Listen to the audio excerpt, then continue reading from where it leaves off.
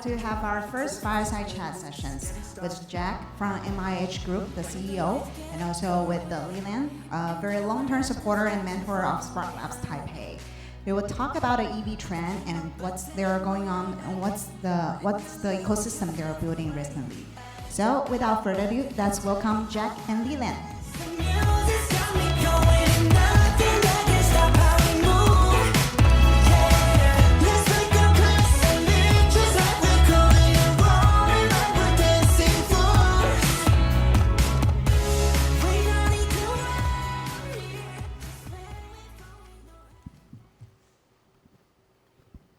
How are you doing, Jack? Very good. How are you, Lynn? Very good, very good. On behalf of Edgar and SparkLabs Taipei, now SparkLabs Taiwan, thank you so much for making the time to come and talk with the audience. Thank you, Leland. Hi, everyone. I'm not supposed to say ladies and gentlemen. I said everyone. Okay. So, I guess to get things started, I think, Jack, you're a very famous, notable person with a very long track record. And half the audience here probably knows about you, but for the other half, we should start by covering, a little bit of your background. What does MIH do? And then we could go into a little bit deeper about the EV industry and what MIH is doing upcoming. In fact, when we were talking downstairs, in the stage, Jack told me a lot of things that recent happenings, because I've been gone for a couple of months, and so many things are happening with MIH. So, but we also talked about, we should kind of tell the audience how we got to know each other in the first place. Yeah, it's funny that. Sorry, I forgot to say one thing. Yeah. Originally, I was not supposed to be doing the Fireside Chat with Jack. There was some scheduling conflict. So the first thing that what I told Jack was, I'm sorry, you're stuck with me for half an hour. So anyway, go ahead. At least Leland is younger than me. I look around, I'm supposed to be the oldest guy in this group. But that's okay.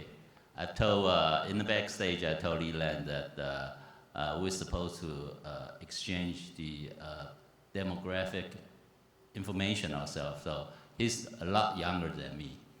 The reason we met is because of a common friend. He's a car maniac. It's called Michael. I wouldn't say the name, but he's a very good friend of us, and he connected us. And we talk about EV, we talk about a lot of other things, the life and the family. And then we have a chance just to understand that his background for Leland. Now I'm introducing you.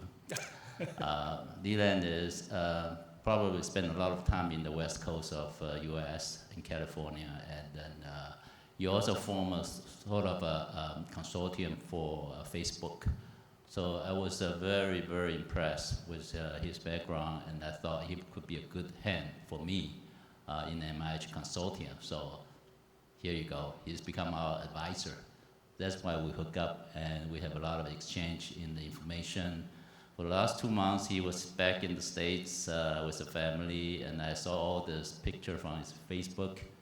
Very, very amazed that there's a lot of things happening back there. And I was back there too, so here we go. If you want to talk about MIH, I can show you more. Definitely, it's not money is here only, okay? It's make it happen. So we're gonna make it happen. Okay, so, well, thank you, Jack, for that introduction. Why don't we just cover very quickly, how did you end up being the head of MIH Consortium? You've had a very illustrious career.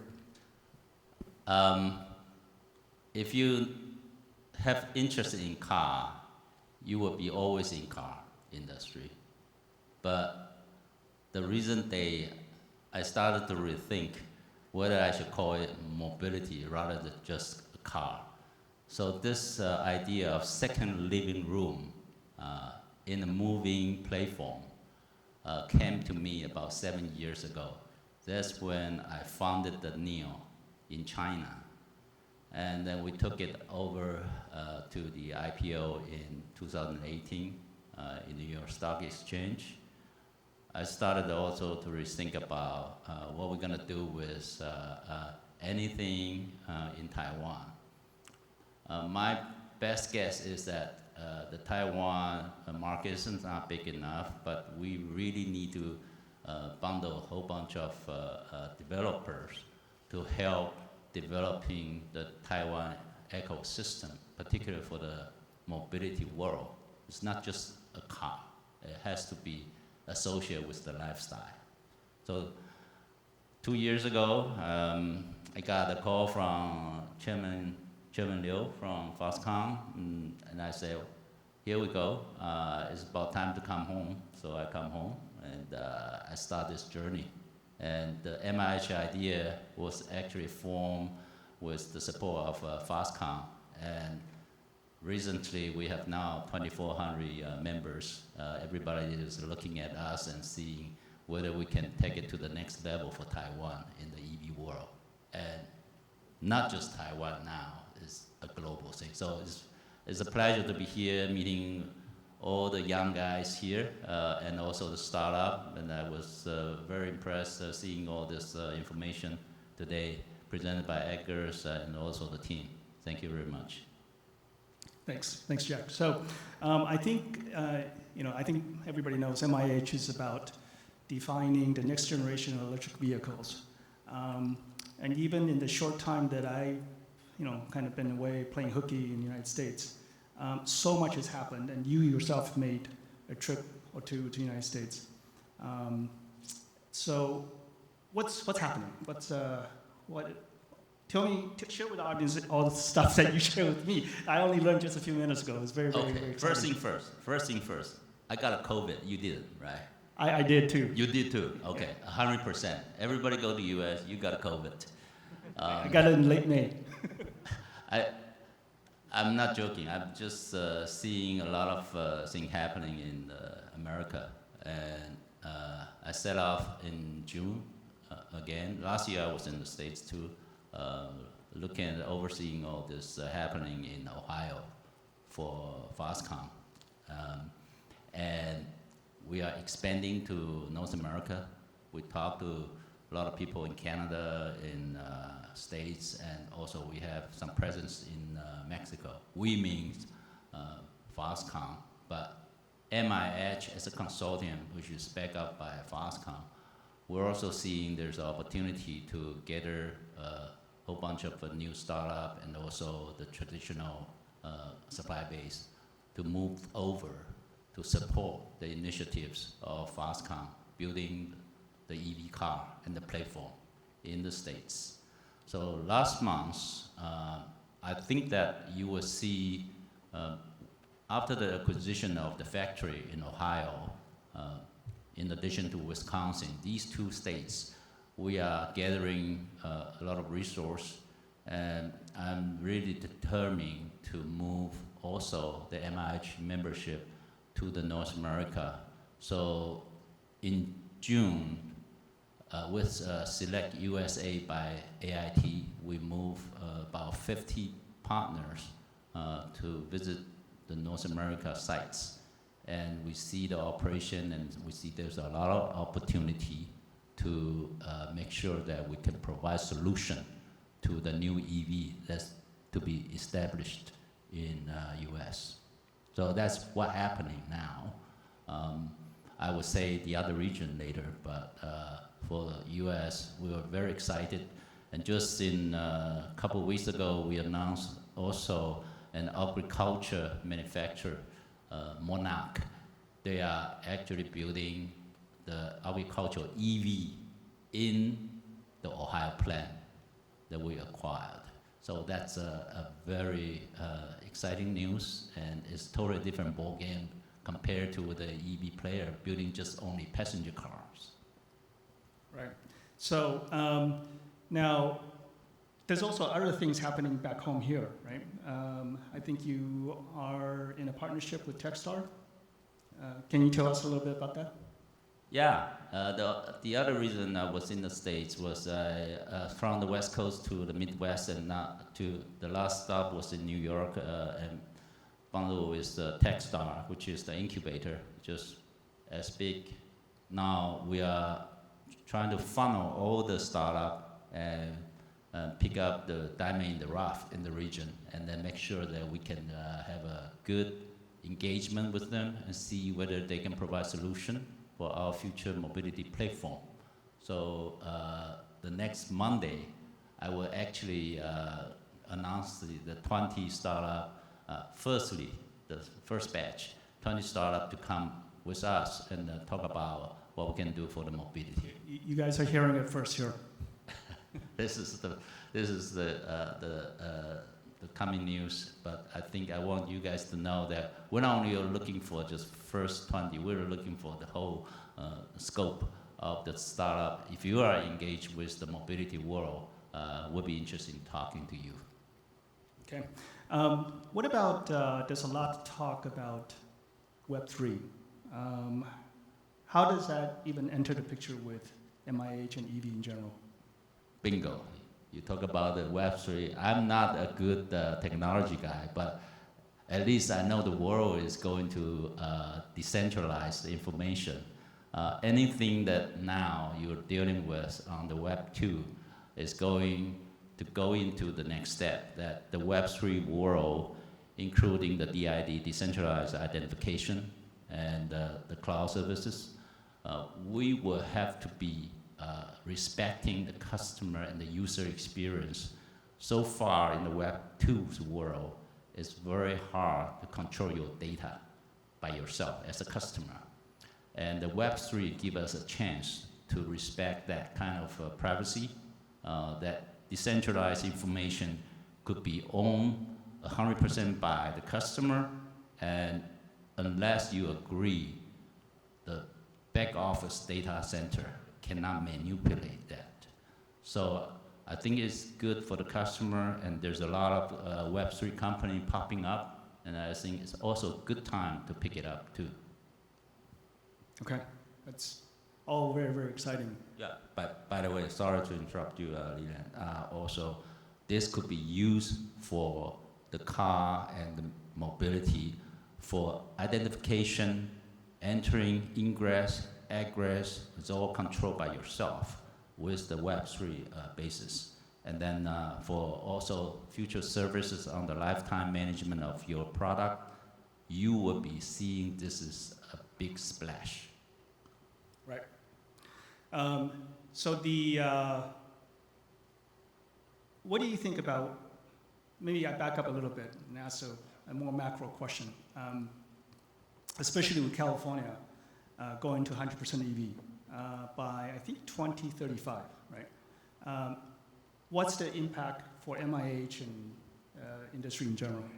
Well, it's not the impact. I think it's such an excitement that we see we will be part of it.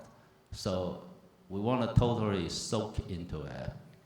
With the 2,400 members, I think 30% of them are software and technology related. There's also a lot of component suppliers, but people know they have to move on to the technology sector, particularly on the software, because the software is going to define the hardware in the future for user experience. And we now seeing those new startups as a developer, helping, just like the Android, helping develop it on the platform, and then we help them to go to the market. Good example like the YouTuber and also all the others open platform player. These new technology and the new entity will be formed, and then we'll have to supply and support them to go to the market. That's why, firstly, the US market that we have to take on, and then the Asia Pacific, we go to Thailand, Indonesia, and further on to India and also Saudi Arabia. These are a great chance for Taiwan to be not only a domestic market player for the mobility world, it will be also into the other markets. Right. So you're saying that after the US market, which is the largest and most advanced, you would actually go to the rest of Asia first before you go to Europe? The MIH Consortium basically supporting with a concept to move to a MIH park in North America. Then in Thailand, I think we're stepping into this Thailand next step. In 2 years' time, there will be a factory complete by Foxconn and the PTT, the Thailand government. Then I think the MIH Park can be formed also in Southeast Asia to support the initiative. Further on to Indonesia, which are a big market. So really, it's just like when you started to build a computer on wheels, not just building a car. You want that computer to be like a platform that can go replicating all different places. But on top of it is the user experience, the software, the API that you would develop with the new startup's help. And then it's tailored to the local market needs. All different markets have different software to be able to engage with the customers. So that's the idea. Yeah, the possibility is actually endless. Yeah, exactly. And then you see how the young generation will shape the world. This world is not just for a traditional guy. For the last 70, 80 years, I think the automotive industry are really dominated by a lot of good machine builder, combustion engine, and also component supplier, the tier one. They're facing a lot of challenges right now. And the new startup is not trying to sabotage their market. It's trying to become a helper and accelerating the paradigm shift. This is important, and your role becoming a very good stimulator to those guys. I think that will be very healthy, and then we will shape our next generation industry in a very good shape. So I want to ask a little bit of, sometimes it could be a provocative question. Do you see the combustible engine going away, be completely replaced, or do you see coexistence? Okay. Do you want to listen to my story? 100 years ago in New York City, if you most of us are not born at that time, but I can still remember. I look at one picture on the Fifth Avenue. There's a whole bunch of carriage, the horses with the carriage, but the Model T from Formula Company started to come in, and there is one Texaco oil carriage, actually pulled by horses, and they come and fill the gas for the Model T. And people are saying, "You guys are crazy! A whole bunch of horses car to fill the petrol for those new come up monster." Guess what? In 4 years' time, the whole Fifth Avenue will replace with Model T, right? And guess where the horses go? Racing ground. So I think the combustion engine is still gonna be there, but it will be for racing eventually. And you can also see in the museum somehow. Okay, so I want to push this provocative question a little bit further. There's controversies, or there's some counter arguments about EV supposedly is ESG compliant and good for the environment. But there's also a lot of concerns about what do you do with the disposable battery and even the manufacturing process itself. Where do you see this going? I see this a challenge for the recycling business because of the battery for recycled material and also the ESG. Everybody was talking about how to make sure the sustainability is there. But the one important thing is that if you combine the AI and the database that can help distribute the carbon dioxide in a better way. I'm not saying we can kill the whole CO2, but the thing is that when you have the technology that you will be able to put more EV into the system and trying to balance out the green energy and the non-green energy in a better way. Particular in the city area, I think the government and also regulation will stipulate that there are more EV available to balance that situation. Go to the countryside, you might want to push out some of this hybrid or combustion engine to their side and gradually make it green. And of course, on the other side is the power plant. Power plant is the fossil, run plant or the charcoal run plant needs to be gradually refined. But for the power, nuclear power, the wind, and also the hydro, these are the things that I think as a human being, if you could see the climate issue recently, we are all obligated to do something about it. So that's the thing. I think AI and the data will help us with that. Yeah, I think Edgar at the beginning, at the opening, talked about their problems, and that's where the opportunities for startups to solve. I certainly have come across quite a few startups addressing the pollution issue, the green issues, and that kind of stuff, specifically from the EV industry. So, yeah, I'm optimistic, just like you are. I think we are looking at our next generation, particularly with the young generation. We see there's a huge opportunity, and the mobility, as you know, in Chinese, 食衣住行, as mobility is always really the biggest one. People are moving, and we have to make sure that we can do some contribution to it. I want to throw another question. Tesla, you think Tesla's always going to stay on top? What do you say? Never heard of it. I respect competition, and I think we're not competing with the brand. We're competing with a platform, and we're competing with ourselves. I think